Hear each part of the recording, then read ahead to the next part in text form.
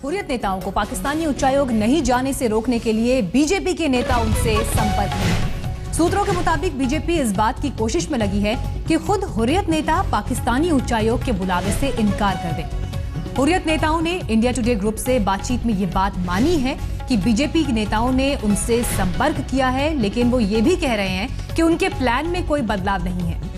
सूत्रों की माने तो जम्मू कश्मीर के मुख्यमंत्री मुफ्ती मोहम्मद सईद ने हुर्रियत नेताओं को गिरफ्तार करने से मना कर दिया था और इसी वजह से केंद्र सरकार ने ये तय किया है कि उन्हें दिल्ली में ही नजरबंद या हिरासत में लिया जाएगा।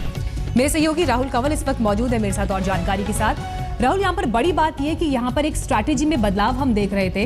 हुर्रियत पर पूरी लाइमलाइट आकर टिक गई थी, लेकिन अब कोशिश ये हो रही है कि हुर्रियत ही अपने पैर वापस खींच ले। पूरी खबर बताएं।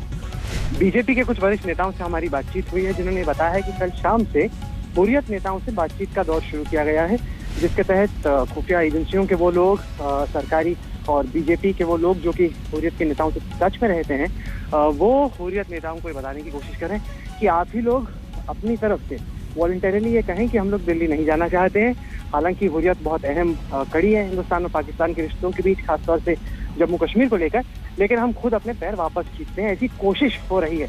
ये खबर हमें मिली थी, उसके बाद हमने हुर्रियत के नेताओं से इसको क्रॉस चेक किया। उन्होंने कंफर्म किया कि हाँ, बीजेपी के नेताओं की तरफ से इस तरह का संकेत, इस तरह का मैसेज उनकी तरफ आया है कि क्या वो वापस अपने पैर खींचेंगे।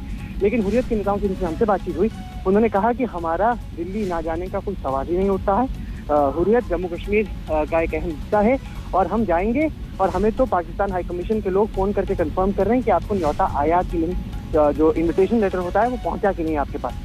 तो वो कह रहे हैं कि हम आएंगे। ऐसे में अब स्ट्रेटेजी ये बनी है कि हुर्रियत के नेताओं को किसी भी हाल में पाकिस्तान के एनएसए से इन्हें नहीं दिया जाएगा। अगर वो दिल्ली में लैंड होते हैं तो उन्हें अरेस्ट होकर वापस भेज दिया जाएगा, क्योंकि जम्मू कश्मीर के चीफ मिनिस्टर काफी नाराज हैं।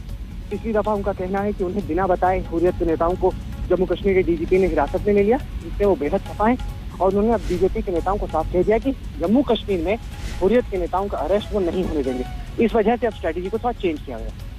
यहाँ पर एक बात और भी है कि प्लान बी पर काम करने की कोशिश सरकार की तरफ से की गई, जिसके तहत बीजेपी नेताओं को संपर्क करने के लिए कहा गया। लेकिन अगर ये प्लान काम नहीं करता तो प्लान ए फिर तैयार है कि यहाँ पर दिल्ली में अगर नेता आते हैं तो उन्हें हिरासत में लिया जाए, वापस भेजा जाए। इस पूरे पिक्चर को देखते हुए पाकिस्तान का रुख क्या रहेगा अगर हुर्रियत से बात नहीं हो पाती, ये भी दिलचस्प होगा देखना।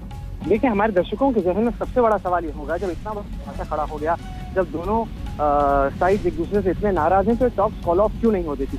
इसमें अहम बात यह है कि अगले महीने से यूनाइटेड नेशन जनरल असेंबली, संयुक्त राष्ट्र की जनरल असेंबली की मुलाकात होने वाली है और भारत के प्रधानमंत्री अमेरिकी राष्ट्रपति ओबामा से मिलने वाले हैं। और हमें दोनों सरकार के सोर्सेज बता रहे हैं कि अमेरिका की तरफ से बेहद दबाव है कि ऐसे वक्त पर जब आईसिस का खतरा है, ऐसे वक्त पर जब अफगानिस्तान से अमेरिका अपने पैर वापस खींच रहा है, तो पाकिस्तान को आप डायलॉग में रखिए। पाकिस्तान